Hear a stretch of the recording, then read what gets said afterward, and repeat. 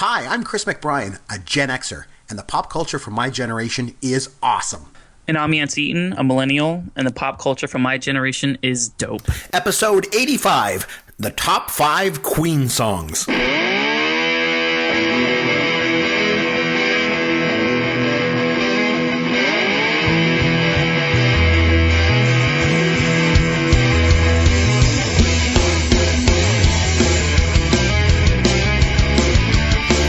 Hey, I'm Chris McBrien along with Yancy Eaton, but Yancy Eaton is still on vacation. So once again, we're joined by our great friend and good fan of the podcast here and regular guest, and that's Caveman himself, Derek Byers. Derek, how are you, my friend? I'm doing great, Chris. How are you doing today? Oh, I'm doing good. You know, like I mentioned, Yancy's on vacation. I'm expecting when he gets back to have a really, really good tan.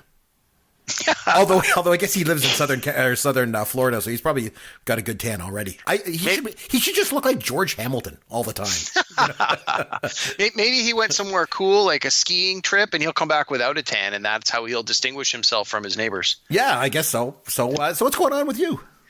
You know what? Not a whole lot. Been a pretty busy week for me personally. But in the world of pop culture, it's been a very sad week. Mm-hmm. We had a few deaths in the world of pop culture. The one that definitely struck the hardest for me was the death of comic book creator Stan Lee, best known for being one of the creators of Marvel Comics. He created dozens, if not hundreds of characters: Spider-Man, the X-Men, the Avengers, Iron Man, Thor, the Hulk, the whole slew of the Marvel characters. If they're a Marvel character, there's a good chance Stan Lee had his fingers in the pie when they were created.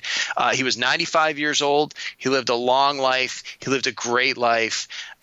He lived the life of a rock star. Who are we kidding? From a pop culture point of view, the man did what he loved. Although he didn't get into comic books until I think it was his early 40s. I mean, he lived till his mid 90s. Like, there's so much to say about Stan Lee. We should probably do a whole podcast on him. You know what? Yeah, I definitely. I won't take up the full hour now, but when you do that, if you could invite me on, I would certainly appreciate it. Stan, as a big comic book guy, I never got a chance to meet Stan Lee. I never got a chance to go to the cons and have my picture taken. But it's when celebrities die, some of them will affect you more than others, depending on how important they were to you, even if you never met them. And a few celebrities over the course of my years that have passed recently have struck me hard. Like when David Bowie died and Leonard Nimoy died, like I felt something when they died. I felt a loss. When Stan Lee died, I felt that way as well. He was one of those pop culture icons that had a huge impact on my life personally, based on the works that he produced in his life. And we're going to miss him. Yep. I'll tell you what, if Yancy's still away next week, I'll have you back and we'll do Stan Lee next week. How's that sound? That'd be great. All right. Sounds good.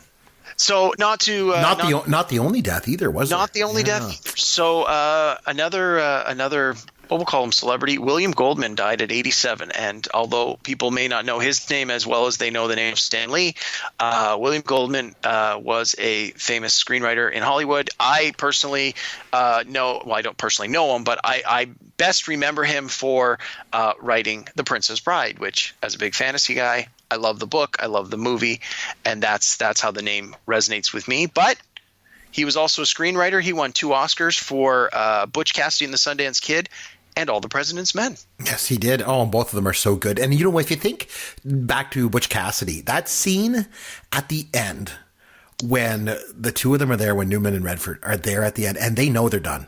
They know they're done. Yeah. And just the conversation that they have before they run out. Man, yeah. Oh man, Goldman was a talented screenwriter. And to take something like Woodward and Bernstein's book and turn it into how do you make that into a movie? Like really, when you look at it, how do you put that on film? It's so hard and it's so complex and there's so many characters. And, when you're talking about all these lower level characters are going on, like Coulson and Don Segretti and all these guys, how do you make this a tangible screenplay? But he did, and he did it so effectively. Oh, it was just so good. And really, he was the one that came up with Follow the Money. That wasn't Woodward's line that Deep Throat said. Goldman put that into the script, right? And it's become part of the lexicon now, especially with what's going on in the United States right now with the current administration. It's follow the money, and that's Goldman's line. So yeah, he was a heck of a guy. So, sort of tangent on that. One of the things you've heard me talk about before, one of the podcasts that I really enjoy is on theringer.com, and they do a podcast called The Rewatchables, where they take movies they love and they just gush about them for 2 hours. And they have all these categories they talk about, and it's usually a really great podcast. The podcast that's up right now, the newest one that came out about 10 days ago, is on All the President's Men. It's almost like they knew this was the time to do that movie. Wow. So if you haven't seen the movie and the passing of William Goldman is intriguing you enough that you're like, hey, I want to go and watch something that he had his fingers in the pie of, this is a good one to do. And if it's one that you know and love, maybe check out their Rewatchables podcast and well, I guess you're not going to watch it, but re-listen to it through their eyes and their ears and hear what they have to say. They usually have some pretty good insights and usually a lot of really good behind-the-scenes sort of, I think they call it the half-ass internet research corner. Nice. Nice plug for those guys because they definitely do a good job over there. Okay, are you ready to get started with this week's topic? Absolutely. Let's go. Oh, my God. Is it Jason Segel or Jason Segal? All right, I'll take your word for it. There's male frontal nudity in this, which I was not expecting. Oh my. Kind of artistic and actually really beautiful. You struggled with a lot of these, but like no problem getting Jason Segel's penis. By the way, have we ever had a show without mentioning Star Wars? Try to be juvenile with your 69 jokes. Okay, so before we get started on running down our top 5 Queen songs, I wanted to mention a couple of things. So before we get started, I wanted to bring up the fact, last week on the show, you mentioned that you saw the movie, the Freddie Mercury biopic, Bohemian Rhapsody. And then a day or two after we recorded that show, my mother-in-law shows up at my door. Always a harbinger of things to come. For anyone, really. Whenever your mother-in-law shows up. But anyway, so she basically shows up, knocks on the door and says to me and my wife, hey, why don't you two go out for a date night? And I'll tell you, as much as I appreciate, the opportunity to go out, trying to make plans at the last minute like that can be a little difficult. So we just decided to keep it easy and we'll go see a movie.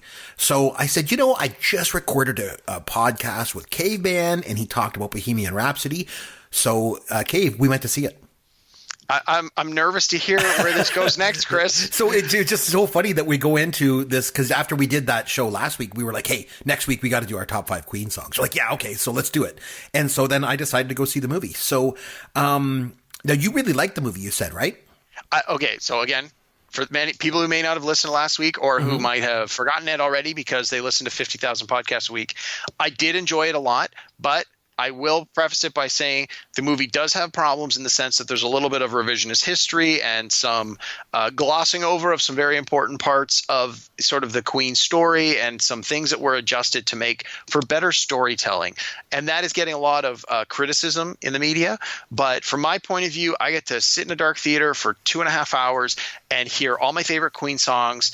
And the performance by Rami Malek playing Freddie Mercury was outstanding. So that being said, Chris, what did you think? I thought the movie was okay.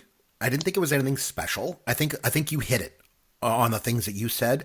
A couple things I would have liked to have seen more of out of the movie was, first of all, the creative process behind the music. We saw it a little bit, like when they put the coins on the drum set. I thought that was really cool. And then the scene where Freddie's trying to coax that higher and higher note out of Roger Taylor. That was pretty cool. But I wish I could have seen more of that. I wanted to see the creative process. And okay, this is where I'm going to get in trouble. This is where I'm going to get emails. I actually would have liked to have seen a little bit more of oh God, I'm going to get in trouble. A more realistic portrayal of Freddie.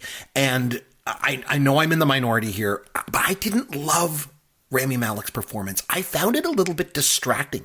And I know there's a need to have an actor physically resemble the subject in a biopic. I get it.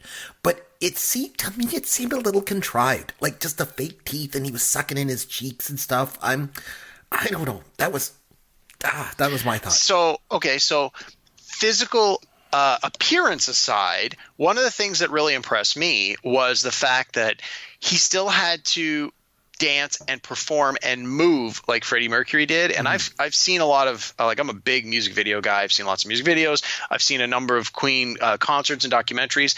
And I mean, I'm not an expert, but I'm a pretty big fan. And I felt that he nailed it pretty much. And from what I've heard, the whole part about Live Aid, it was very much, I mean, spoilers for people who haven't seen it yet, but I think this isn't really so much a spoiler. There is large portions of the Queen Live Aid performance that are redone almost shot for shot. And from what I've heard and from what I've read in the media, his I don't want to say mimicry, but that's probably a good word.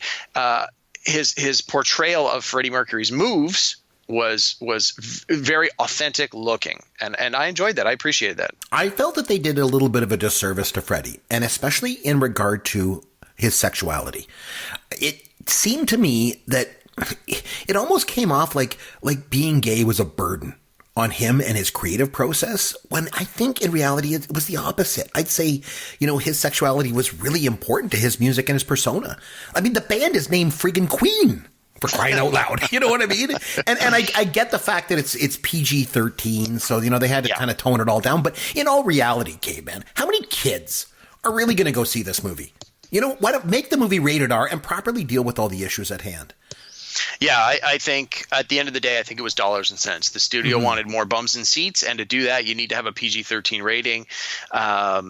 So yeah, I think I mentioned that last week. There are certainly parts of Freddie Mercury's life that would be R-rated or even X-rated, and it would have been interesting to see more of that in the movie without adding another hour to it. I know things were different back then, and like it obviously takes place in the 60s and 70s and the 80s, right? But it's being done now. Like I know Yancy and I talk about this all the time on the podcast here, that, times are different, things were different back then. Homosexuality was not as openly accepted by a lot of people. I remember as a teenager, heck, I had a lot of people that I knew would knock me because I liked Queen, and they thought, oh, that's not cool to like them. But I didn't care. I liked them then. I like them now. Freddie is the greatest singer ever. Agreed, 100%. One thing that I'm going to sound really dumb, but I just got to say this. Okay, jump all over me if you want. I never knew Freddie Mercury was Indian, or I guess he was Parsi, right?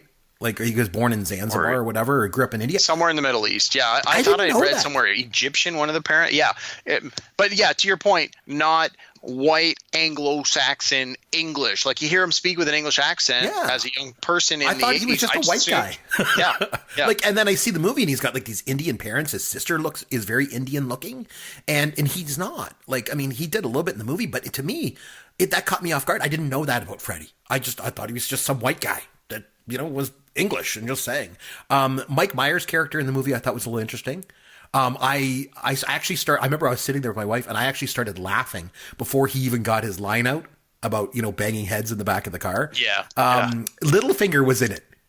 Yes. From Game of Thrones. I was kind of impressed to see him because I kind of thought he was, after doing Game of Thrones, he's just typecast. I didn't think we'd ever see him again. So you mentioned the scene at the end when they show the band's performance at Live Aid. Now, got to remember, Caveman, I'm old. I remember watching that on TV.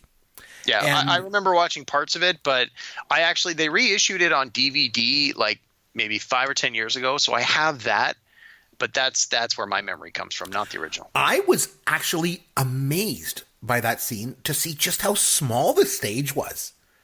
It struck me in the movie. I'm like, man, that stage is pretty small for such a huge event. It felt like the stage was pretty small. I don't know. I know you're saying that he got the moves and everything right, and it's not a slam on the movie or the actor. It's just so hard to capture just how bigger than life Freddie Mercury was. Watching him on stage perform was just incredible. He wasn't just the best rock singer and vocalist of all time. He was the best frontman of any band in the history of music. And that's really hard to recreate. So, they had their hands full. And the other thing that I noted was the actor who played Brian May. He looked so much like a young Howard Stern. I've always thought that, not just from this movie, but from years before when I first saw Howard Stern on television, not knowing who he was and seeing him make appearances on MTV. And I'm like, is that the guy from Queen? where's the rest of the band? Not realizing that they weren't the same guy for a long time. Yeah, he does look like him a lot. So before we get into our top five, we decided this week to run down our top five Queen songs. We'll go back and forth. I thought it would be an interesting thing. So, if you like Queen as much as Caveman and I do, you're going to love this list, and hopefully it's going to match up to yours, or you're going to have things to say about it as you listen along. But the one thing that I just wanted to mention right off the top, and we'll come back to it at the end, this is one situation where we're doing our top five, and it's all good. But I think we both can agree on one thing, that the number one song of Queen of all time is Bohemian Rhapsody. So we both agree on that. But correct? Absolutely. There's no question. There's no question. We both so we kind of decided, why would we bother, even doing that as our number one? We both know it. We'll talk about it a bit at the end. But so what we'll do is we'll do our rest top five of Queen songs, knowing that Bohemian Rhapsody is both our unanimous number one. It goes without saying, and we'll do our top five outside of that. But we'll touch base on it at the end. So I'll let you, as the guest, start things off. Let's start at our number five Queen song and work our way to number one. So sure. Take us away. Number five Queen song. What is it? And again, just to put this in context, this is my personal top five favorite Queen songs. Number 2 to 6, if you will, if we take Bohemian Rhapsody out of the mix. These aren't the ones that made the most money. These aren't the ones that charted the best. These aren't the ones that were on the hits parades the longest. These are just the 5 of their massive library of hits. These are the 5 songs that I personally like the best. I took the same approach, so good. Yeah. So, we may get some feedback from people that'll, disagree. And hey, that's half the reason we have these dialogues, right? Is to open up that discussion. So, all right. So, my number 5 is the song "You're My Best Friend." From that's a good one. 1975. The album was "A Night at the Opera," which is the same album that Bohemian Rhapsody was on. This is my number 5. And my 5, 6, 7 picks were all like, it was literally just pull one out of the hat, because you got to, after the first few, it's like, ooh, there's so many good ones, and they're all, this just squeaked in as my number 5, "You're My Best Friend." I love this song. Now you got to think 1975. What was the music like in 1975? If you're thinking like classic rock, I think of things like Led Zeppelin and Black Sabbath, where it's a lot of like guitars and a lot of drums. Like it's like more what I would consider like classic metal, classic rock.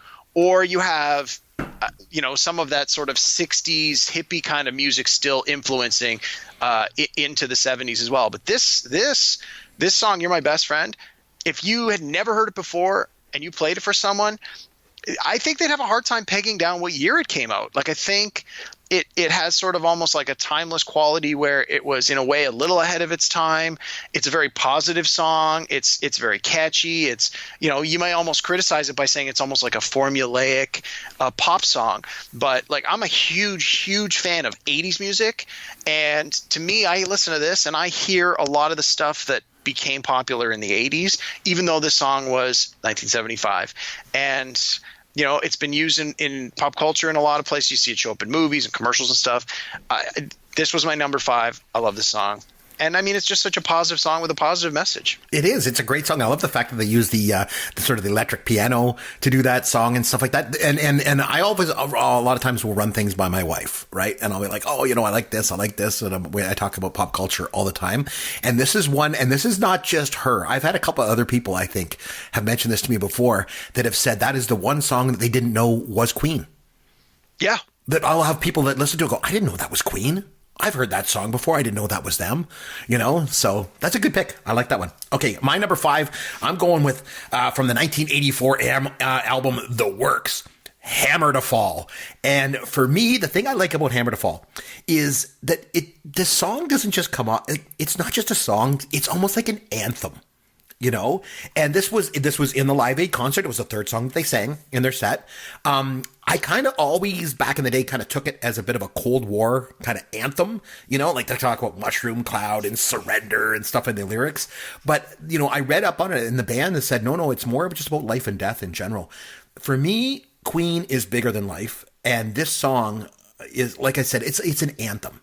And that's when they were at their best for me. We're playing songs that were just bigger than life. And this one is. So "Hammer to Fall" is my number 5. Good pick. All right, You on know, to your fourth.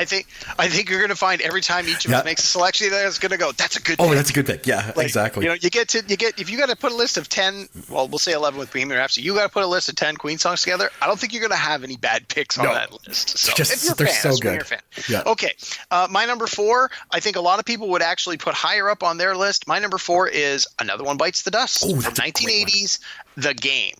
Now, this in my memory. So I was born in '74, so I would have been 6-7 years old when this sort of first became a hit.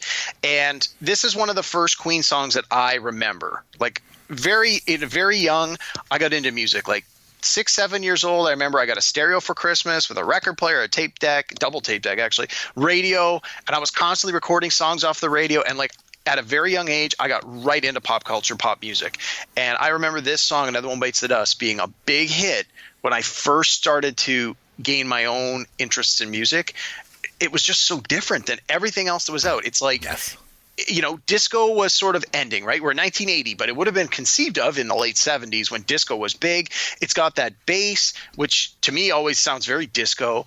But it's like also got enough of that rock flavor that when disco dies, Another One Bites the Dust carries on. And it's you know, it's just so memorable. I also remember around that time, there was a commercial for, I want to say, Coffee Crisp chocolate bars, where it was a bunch of guys rowing. And they were using this song, Another One Bites the Dust, or at least the music, and they were like eating their coffee crisps. And I just, as a young kid, I'm sort of like, hey, that's a song I know and like, but not really sort of putting two and two together. Like, hey, bands can sell songs to use in commercials and make money. Like, I couldn't wrap my head around why, like how these things came together, but it always just stuck with me. A couple interesting sort of side bits about Another One Bites the Dust. When you're doing CPR, you need to do CPR compressions, chest compressions at a certain like rate, certain number of beats per minute. And Another One Bites the Dust is one of the perfect songs where if you know the song and you're doing CPR and you can sing the song in your head, the chest compressions on the beat are exactly where they're supposed to be. Although if you're singing to yourself Another One Bites the Dust while you're doing chest compressions, not really the best karma. But for those who are interested, the song Staying Alive by the Bee Gees is apparently at exactly the same number of beats per minute. So that one's a little more upbeat. So just a little side note. You know, it's funny, you know, you mentioned before about Zeppelin. Because you were saying like around the 75, you know, when Queen started first coming out, you know, Zeppelin was big and stuff like that. And I've heard a lot of people, you know, kind of compare Queen and Zeppelin because, you know, they came out around the same time. They both have like probably the number 1 and 2 vocalists of all time, you know, in the band. And the thing is, though, they're so different because, like, Zeppelin to me is, and I don't mean this in a bad way, but to me, Zeppelin was always kind of, I don't know if this is the right word, but sloppy. And I mean that, like, if you listen to, like, if you play, like, I play guitar. So, like, a lot of Jimmy Page's guitar is just kind of like eclectic. It's just kind of all over the place. It just feels a little sloppy, but it's good. Like, he's an amazing guitar player and he's incredible, but he just kind of feels loosey-goosey with everything. You know what I mean? Like, the notes are kind of in order. They're not, you know, he's kind of, you know, he's not, you know, technically really, really sound. And then you got Queen, who is just the complete opposite. Like, their music is razor sharp, tight. And there's no better song that displays it than this one, because just the beginning, just that bass. First of all, very few songs start out with a bass riff. Oh, absolutely. When we were growing up, one of my buddies, very good guitar player, picked up guitar in high school. He has these exceptionally long fingers. He can palm a basketball, and it's like crazy. Like, he's just got this incredible wingspan on his fingers. I have these short, stubby, fat little fingers. And so he's like, let's start a band. And he's like, look, because he's learning guitar, and he's like, man, it's so easy. And he's like, you should play bass. I'm like, bass? Really? And this was one of the songs he pointed to. He's like, look, the bass in the right hands with the right composition, like, this song is cool because of the bass. And I'm like, yeah, maybe I can. And then I'm like, no, these short, fat, stubby little fingers, not a chance. I'm like, you want me in this band? I'll do some vocals, but that's where this ends. And of course, we never did anything with that. But I should point out, Cave, that you and I, though, have got together on many occasions in the past and spent all night playing Rock Band together. So we have that, yes. You know, playing Rock Band. Yeah. Well, it's that love of music. Exactly. One other interesting little side note about Another One Bites the Dust. Yeah. And I don't know if this is true or not, but I've heard it in a couple of places. Apparently, you know, it's on the album. They perform it in concerts, but for whatever reason, the band or possibly even Freddie Mercury himself didn't feel it was strong enough to be a single. And of all people, Michael Jackson heard this song performed live and apparently knew the band and said to them, like, you know, you have to put this out as a single. And like, this would have been before Thriller. Michael Jackson would have been huge at this point, but this is before Michael Jackson like rockets into the stratosphere as, you know, the king of pop. So you got to think, like, he's still influential as a musician at this point. And he's telling a guy like Freddie Mercury, who, you know, if you sort of look at them on a scale of music at that point, Freddie Mercury's probably still atop of Michael Jackson. A couple of years later, Michael Jackson passes everybody. Right. But, you know, you get Michael Jackson coming up to you at that point and saying, like, this is a great song, you need to release it as a single. Like, you obviously take them seriously, and they did. And look, I got to think it hit number one. So it's always interesting how you sort of get to the end of some of these little stories. Yeah, absolutely. Okay, my number 4, I'm going way back. I'm going back to the first song of their first album, and that's Keep Yourself Alive. So this is basically the song that introduced Queen to the world, right? But it's so much more than that to me, because this song captures absolutely everything about them as a band. Like, especially early on when they were first starting out, like, the song has a ton of energy. It's got those rapid fire vocals. It's got a drum solo in it, and the vocals are from different members of the band. They all take turns singing in it. And, you know, if you look back in history, like when it was released, it was basically ignored. You know, it gets, I think, painfully little love from mainstream audiences. That's what I think. But for me, this song is absolutely outstanding. I think it's one of their very best. And if you want to taste, like, if all you know about Queen is kind of like their later stuff, like if you know Another One Bites the Dust and Bohemian Rhapsody and that kind of stuff, but if you want a taste of what they were like when they first kind of burst onto the scene, go back and listen to Keep Yourself Alive. And I was really happy to see that they used this song in the movie. There was a scene early on when they were riding the buses and they were touring all the smaller venues when they were starting out. And there was like this montage scene, and they played Keep Yourself Alive. And I thought that was really cool because, like I say, this song represents the band when they were first getting started. And the best word I could use to describe this song is just wild. You know, and it is. I think if you only remember, like I say, Queen for that experimental later stuff, man, you got to go back. Queen absolutely rocked. And if you listen to this song, it gives you not only an insight as to how much they could rock, but I think it also gave you a bit of an insight into the band that they were going to become. You know, like they were singing to the audience, they were having the crowd sing along. They knew their audience so well, and they knew that the audience knew that song was about them. It wasn't about the band, it was about the audience. And that early connection that the band had with the audience, I think, was a sign of things to come. Keep Yourself Alive, number 4. Nice. I gotta agree. I'm gonna actually build on something you said here in a second with my number 3 pick. So my number 3 pick, I really don't have anything else to add, Chris. I thank you for your Keep Yourself Alive. Again, great so tune. Good. Oh, I think you nailed it. Yeah. Thanks. All right, my number 3 is Radio Gaga. Oh, good one. Always loved this Queen song, and as I mentioned a little bit earlier, and as I mentioned before, I love music videos. Like, I love music videos. I have 200 channels on my cable, and I pay extra above and beyond those 200 channels to have an all 80s music video channel in my lineup, and I probably watch that about as much as I watch the sports channel, and I watch a lot of hockey. So I love me some music videos, and one of the things I love about this song is I thought it had a great video. A lot of Queen songs, again, given that they were big in the 70s and early 80s before music videos. Was it Metropolis? Wasn't yes. that? Yeah. Okay. That's exactly where I was going to go. Yeah. It's like references Metropolis. It cuts into some of the stuff from that.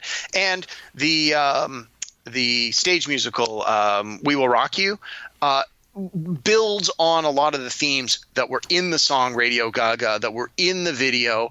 The stage play sort of, where they take all the different Queen songs, and I don't know. Did you ever see it, Chris? What's that?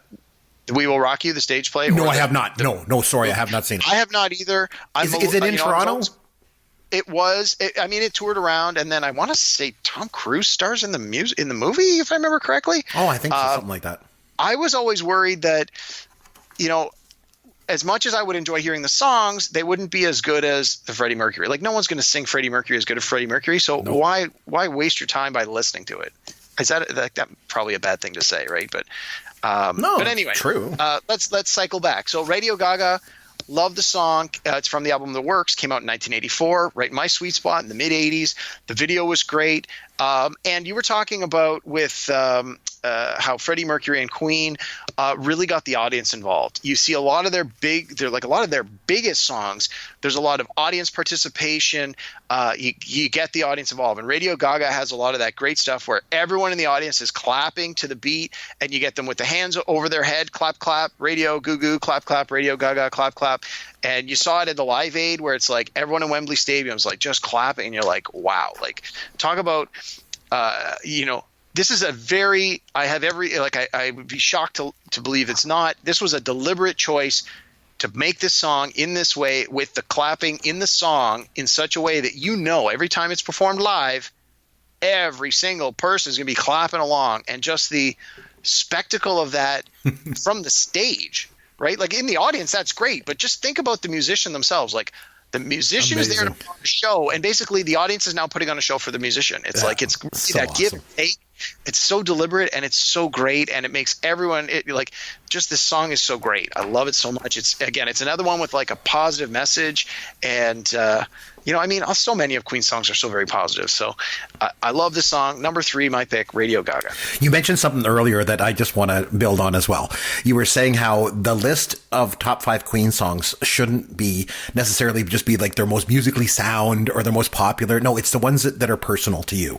And my number 3 is definitely very, very personal to me. So, a little story. When I was 10 years old, my best friend at the time and I we live in Canada, so we would shovel snow. Wait, you're kidding me. I know, but to people listening, right? Gotcha. So we would shovel snow out of people's driveways to earn enough money to go to the movies. And in 1980, a movie came out that me and my friend just loved so much. We went back over and over to see this movie. I shoveled so much snow out of so many driveways to go back and see this movie. As a side story, Cave, you mentioned hockey earlier, and so it just triggered it. My buddy actually went on to have a career in the NHL. Of all things. So go figure. Nice. It was Louis DeBrusque. But his son plays on the Bruins. He certainly He's does. Doing awesome. Yep. So Louis and I would go and shovel driveways so we could get enough money to go and watch the movies. And the movie that came out in 1980 that we just loved was Flash Gordon. And we would go to see Flash Gordon so many times over and over again. And the movie was a total bomb. I didn't care. I loved it. I don't care. I recently let my 9-year-old son watch Flash Gordon, and he just loves it too. And Queen does the opening song to it, Flash's theme, and it's my number 3 song. I love the way that the movie opens up. It's bigger than life, just like Queen itself, right? So the song is everything that I love about Queen. It's got that snappy bass line to open the song, like we were just talking about with Another One Bites the Dust. It's got crisp guitar. It's got those over the top lyrics and the vocals. I think it's musically creative too. Like Brian May used a grand piano with a lower octave on it to really get those low notes at the beginning. I also like how in the song it's done over top of as the movie is opening. There's actually dialogue in the movie that's over top. Remember, Gordon's alive, Yeah. Oh man, the song was not a hit at all. It didn't crack the top 40 on Billboard. So just like the movie, not much of a hit, but I didn't care, man. I loved it. I still do. And whenever I hear this song, I there's something about it just makes me sit up and take notice. There's something about Flash's theme that just commands your attention. At least it does for me. So it's my number 3. Yeah, that was going to be one of my honorable mentions if we didn't cover it. Like you, it's sort of got a soft spot in my heart. I like it. It's certainly not my favorite Queen song, but whenever, I have a Queen playlist on my phone, it's got 40 or 50 Queen songs. Whenever that one comes on, it brings a smile to myself. And I've mentioned before in the podcast, I'm a big fan of Seth MacFarlane, Family Guy, American Dad. And so he's got the movies Ted and Ted 2 about the talking teddy bear that comes to life. Yep. And oh my God, I'm blanking on his name. The guy who played Flash, Sam. Oh, Sam Jones. Sam Jones, thank you. Wow, can't believe I blanked on that. Sam Jones is in both movies. The first one more so than the second one. I don't know if you've seen them or not, but it basically the guy, the main character in the movie, much like you just described, grew up watching the movie Flash Gordon and idolized him. And when they get to meet him in real life, they're like, oh my God, he's everything we imagined and more. It's just it was a good way to rejuvenate that song, to introduce it to a whole new generation of people who watch and love Family Guy, but have no idea what Flash Gordon is. And it's right. You know what? Seth MacFarlane is probably not much older than we are or younger than we are.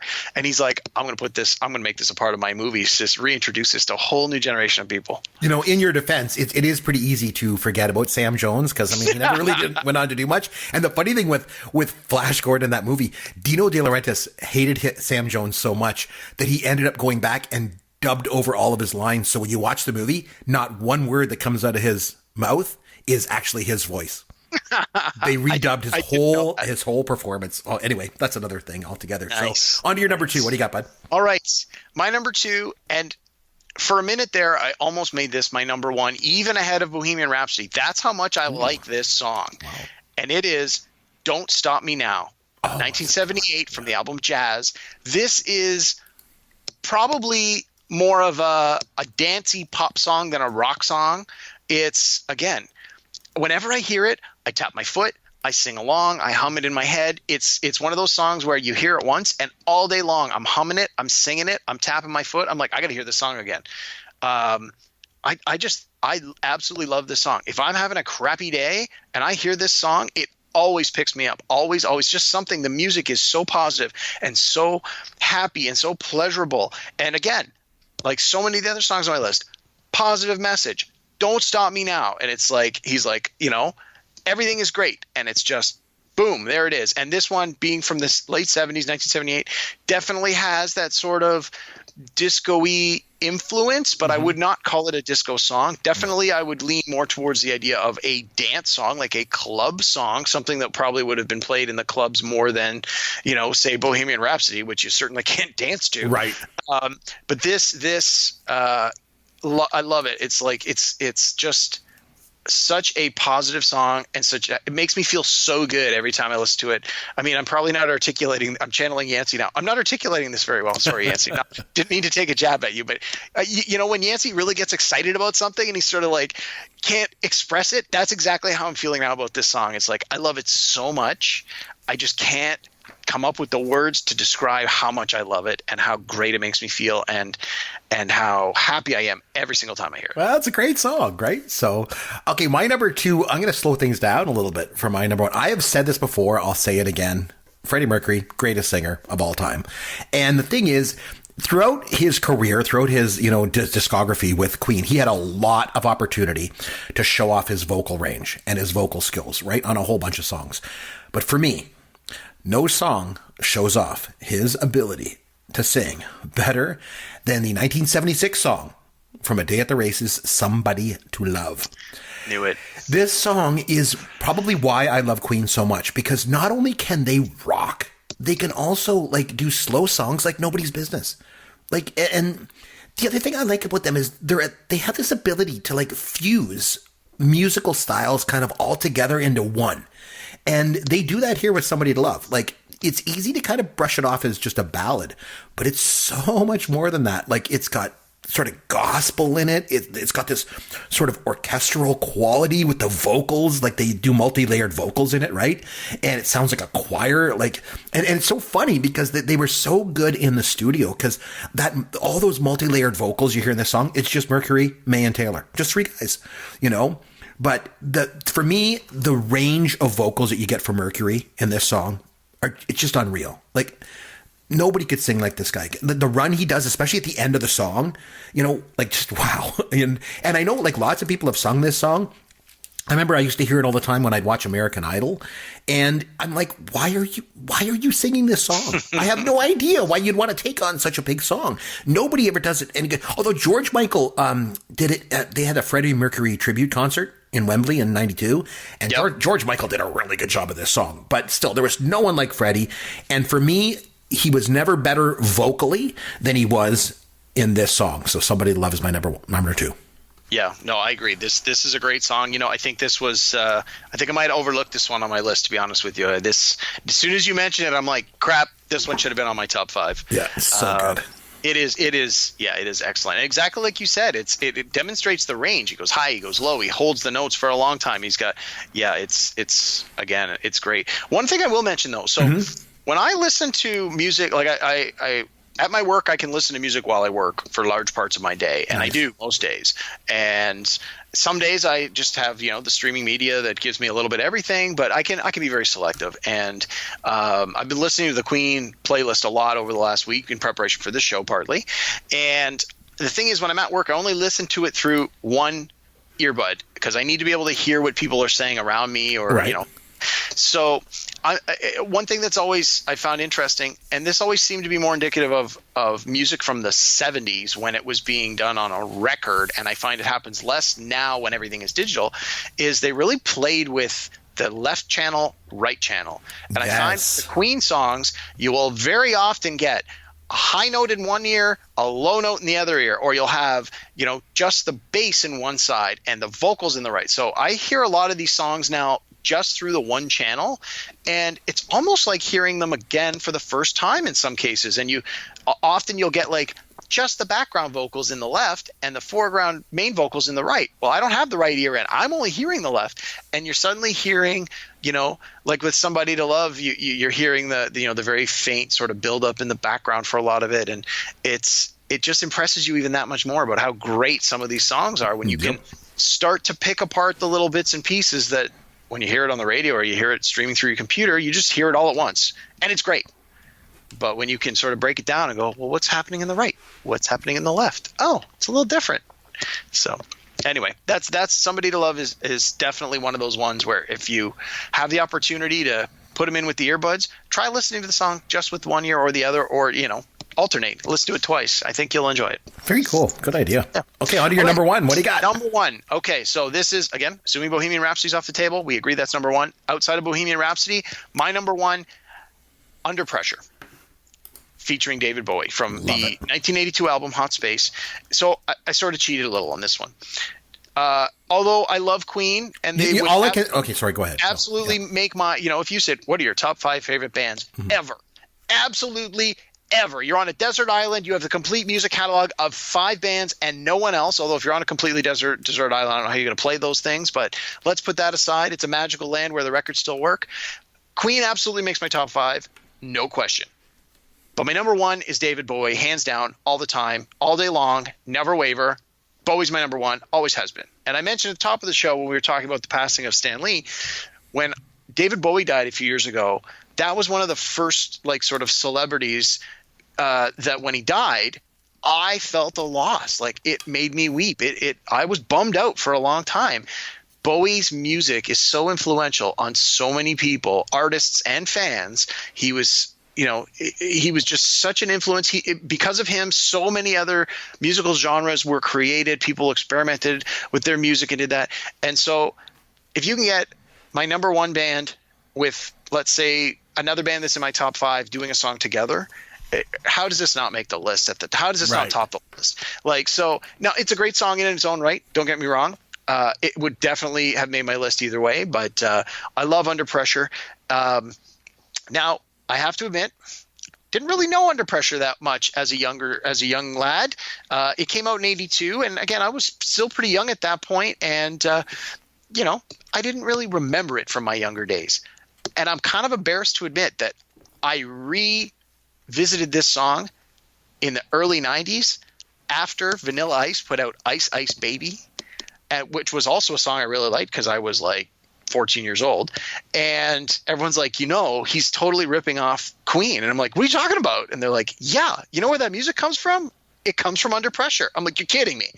And it forced me to go back and pick it up and listen to Under Pressure and be like, oh my god, this song is amazing. Like, I thought Ice Ice Baby was good, but again, in context, we're talking 1990, 1991 when it came out. It was a huge hit. I went back and I'm like, wow, Under Pressure, this song is outstanding. No wonder somebody wants to borrow the music. This is great. And so, I quickly forgot about Vanilla Ice, but Under Pressure has remained on my playlist. Many of us wish we every day since then.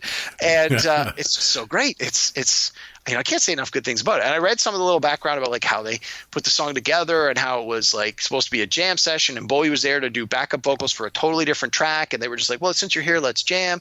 And it was a lot of off the cuff, off the fly. Hey, we've come up with this riff. Hey, just what's the first thing that comes to your mind?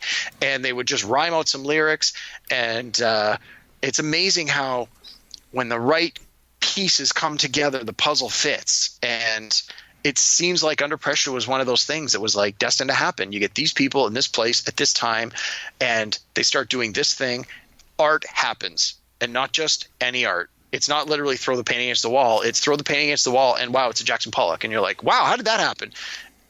That's how I feel with Under Pressure. It's like all of the exact pieces that needed to come together came together, and I don't want to say it's a perfect song, but it is an exceptional song, and it is absolutely, without a doubt, my number one.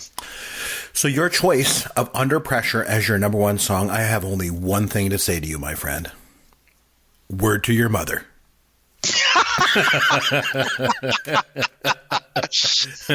Oh, nice. So I mentioned earlier that I liked Hammer to Fall, right? Because it's more of an anthem than a song. And the greatest rock and roll anthem of all time, in my mind, there's no question on this one. The greatest rock anthem ever is my number one Queen song, and that is We Are the Champions. You talk about vocals, we mentioned on this last song. Oh, man, how Freddie hits the high C note in this song, unbelievable. Like, it's mind-boggling. It's mind-boggling to me. And the thing is, he does it both in falsetto and naturally. Crazy. And, going back to the Live Aid concert, to be able to do this, to be able to pull this off vocally, like while commanding the stage and having millions of people watch you around the world, like it's unbelievable, I think truly great songs speak to all people all around the world, and this song speaks to everyone. To me, it's the one song that's kind of like the ultimate unifier of people. It doesn't matter how old you are. It doesn't matter your race, your culture, anything. This song is it. I also love the fact that it was in Revenge of the Nerds. I was just about to say that. That is where I first remember hearing this song, was at the end of Revenge of the Nerds, which is everything you just said. It's like, contrary to your podcast where Yancy clearly pointed out that movie does not hold up and does not age well. Whatever. The underlying theme of these misfits that don't fit in and don't belong, but it doesn't make them any less important. And at the end, the movie ends with We Are the Champions. And that was my earliest memory of this song. And yeah, absolutely. This is a great song. Isn't that what Queen was all about, though? Isn't that what made the audience like gravitate toward them so much? That it didn't matter if you felt different, if you thought you looked different, or, you were different. It didn't matter. None of that mattered. All that mattered was the music and how it brought you together. And, you could be the champion in your own mind, there's just something about the band. Like I said, the band was bigger than life. Freddie was bigger than life. And for me, this song was bigger than life. So it's my number one. That's all there is to it. But one thing that we did say, and I just want to kind of loop back to it for a little bit, is that we did mention Bohemian Rhapsody is kind of like, we know it's not just the best Queen song. Let's be honest. It is one of the greatest songs ever written. Yeah, I'll give you that. Absolutely. Like, unbelievable. And to think of it as that a rock band put this out, and I thought that was interesting in the movie when the Mike Myers character is like, what the hell is this song? Like, he's like a record executive, right? And he's like, what the hell is this? What is it? It's like opera. What is this Scaramouche stuff? Like, this isn't, I need a rock and roll song. And especially if you think about it, like Queen at the time, like I say, if you listen to like, Keep Yourself Alive, you're like, oh man, this band rocks, right? And then all of a sudden they come on, they drop this one on you. You're like, what is this? It's just so unique, so unbelievably original. The band is so, like, they're all classically trained musicians, who obviously command their craft like nobody else's business. Like, Bohemian Rhapsody is just, it's iconic. It's just unbelievably iconic. And yeah, so I mean, it's obviously the movie, they named the movie after the song, it's their greatest song. It really, really is. Yeah. And, I think that we both remember, because we were around in the mid 90s when the movie Wayne's World came out. Oh yeah. It gave a resurgence to Bohemian Rhapsody. This is a song that now at that point was almost 20 years old. It was already a classic, but you weren't hearing it on the radio. And Mike Myers uses it in Wayne's World, and suddenly it's back in the top 40 charts again. It catapulted it back into the zeitgeist of pop culture as a result of that movie, because that movie was just so popular when it came out. Like for those people that weren't there in 92 when Wayne's World came out, like that movie was big. Like it was huge. And it was big. And that's them playing that song and bopping along to it in the car. It was an iconic scene in that movie. And like you say, it threw that Queen song back into the mainstream again and gave it new life all over again. Yeah, I was reading a thing after the Bohemian Rhapsody movie, and they were interviewing somewhere. Again, this might have even been in the IMDb trivia, but it was saying how when Wayne's World came out and they re-released Bohemian Rhapsody, there wasn't a real video for it because, again, it was from the early 70s. But they had concert footage. So they spliced together concert footage and intermixed it with scenes from Wayne's World where the guys are in the car singing it. Right. And it kept cutting back and forth because that's how you did a music video for a band that doesn't actually appear in a movie, but when the movie's big, you want people to remember, hey, this is from your favorite movie, watch the video, buy the record. And apparently Mike Myers had he had no idea they were doing that. And when he saw it, he was appalled. He's like, oh my God, we've ruined this Queen song. What the hell? We were trying to pay it the biggest respect by putting it in our movie, and the studio just killed it. And apparently he had his people reach out to Queen and was basically, he apologized prophetically. He was like, please, I had no idea they would do this. I would have never allowed it. This to me is a travesty. We didn't want to we weren't trying to insert ourselves into what is your greatest song. And apparently the guys in Queen were like, we loved it. We thought it came out great. That's we awesome. love the fact that you used it in your movie. We thought the video was great. It's bringing new fans to our music. And they're like, we think Freddie would have loved it. And, don't even worry about it. And apparently Mike Myers was on cloud nine after that. He was like, oh my God, they friggin' loved it. So, yeah. I thought it was interesting that two of Queen albums, A Night at the Opera from 75 and A Day at the Races from the next year in 76, they're both named after Marx Brothers movies. I don't know the significance of that, or I don't know if they did that on purpose. If anyone knows, send me an email. Let me know. But I don't know. I noticed that. I just thought that was interesting. I didn't realize that until you mentioned it. Yeah. So anyway, okay, are you ready now to have some fun with Caveman? Okay, you want to have some fun tonight, Caveman? Absolutely. I always want to have some fun. Queen, I'm already having fun. I'm going to have a beer, if you don't mind, to do this segment. I don't Is mind that okay? at all. Okay, so here's what I decided to do to have some fun with you. We mentioned, obviously, we're talking about Queen, and we mentioned Bohemian Rhapsody, the biopic. So I thought a neat subject might be that we would talk about musicians in movies. So here's how it works. Really, really easy. I'll name a movie, and all you have to do is name the musician who appears in the film. Easy enough, right? I'm going to start off easy, but I got to make some of these hard because the thing is, every time we have you on and you do trivia with me, like, you're really good. So you do really good on the trivia. So I got to try and, trick you up a little bit. So, all right. So you prepared? I name the movie. You name the musician that stars in it. Okay.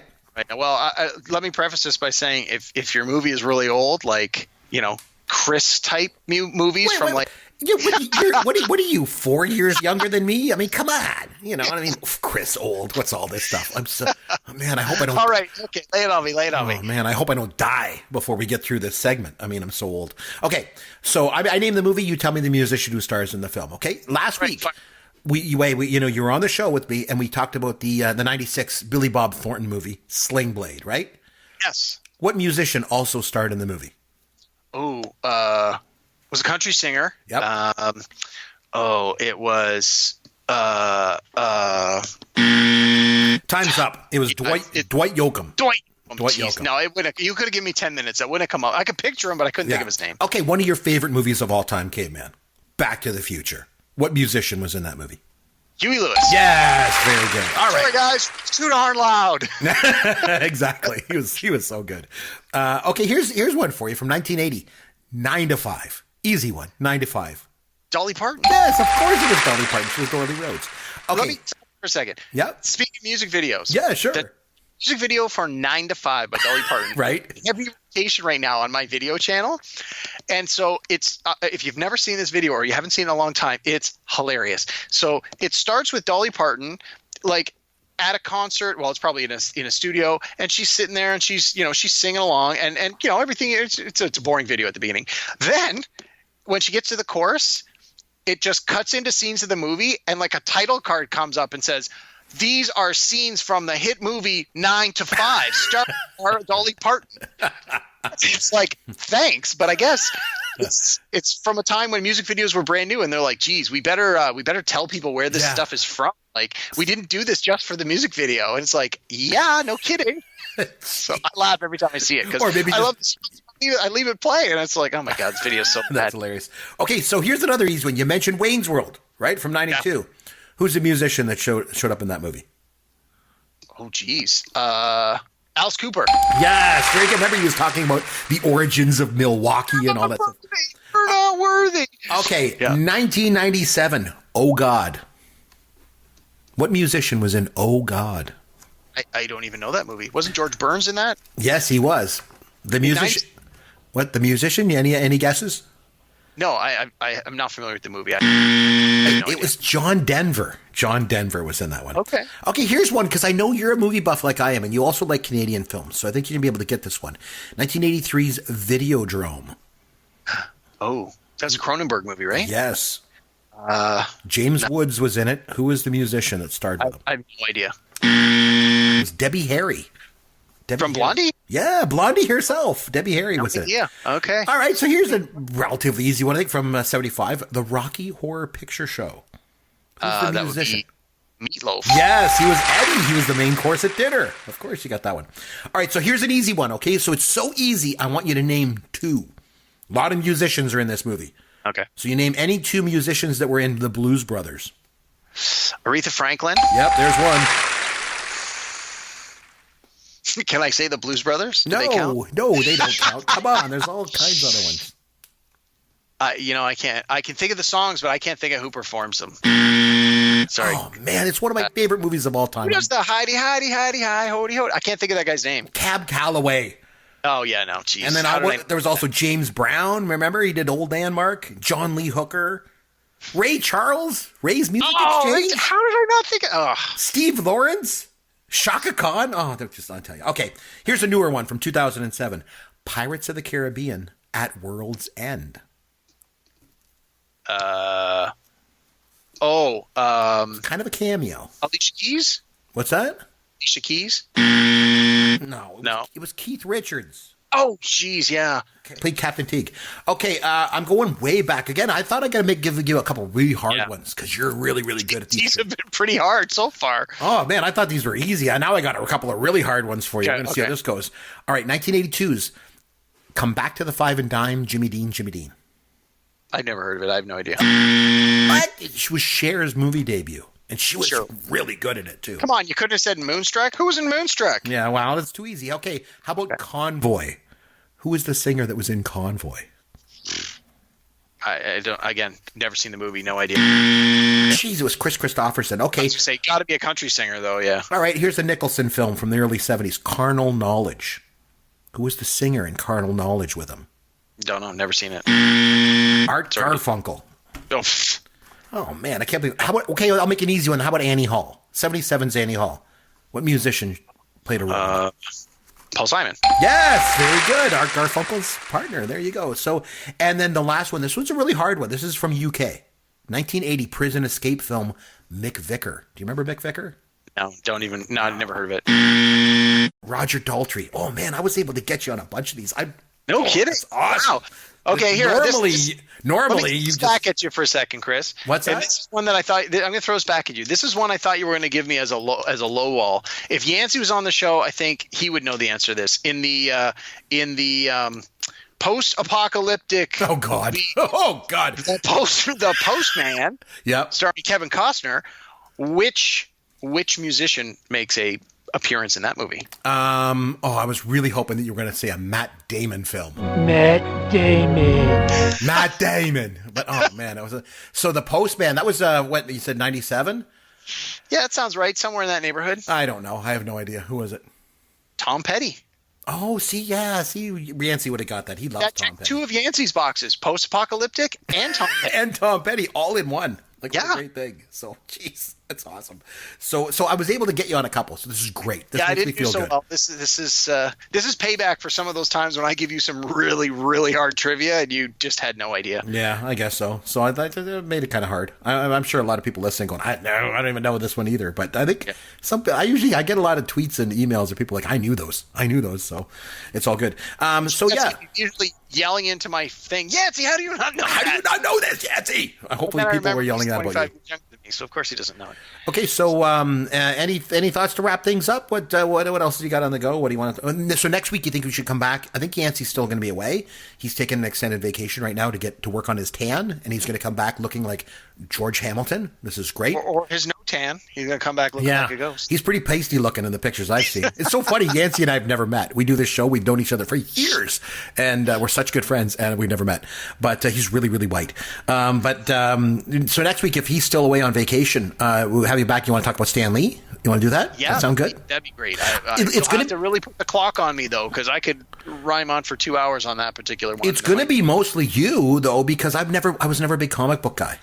Remember, I like Richie Rich, for crying out loud. Well, I don't think Stan Lee had his hands in the Richie Rich intellectual property, but, No, I don't. You never know. We may see him make a guest appearance in the next Avengers movie, cameo by Richie Rich. Who knows? Yeah, exactly. Stanley does a cameo as Irona, the robot maid, and Richie Rich or something. I don't know.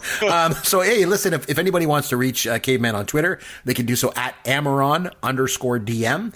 You can also reach Yancy. Hopefully, we're going to get him back in the studio sometime soon when his vacation's over. You can get him at Yancy Eaton. And of course, you'll find me at C. McBrien.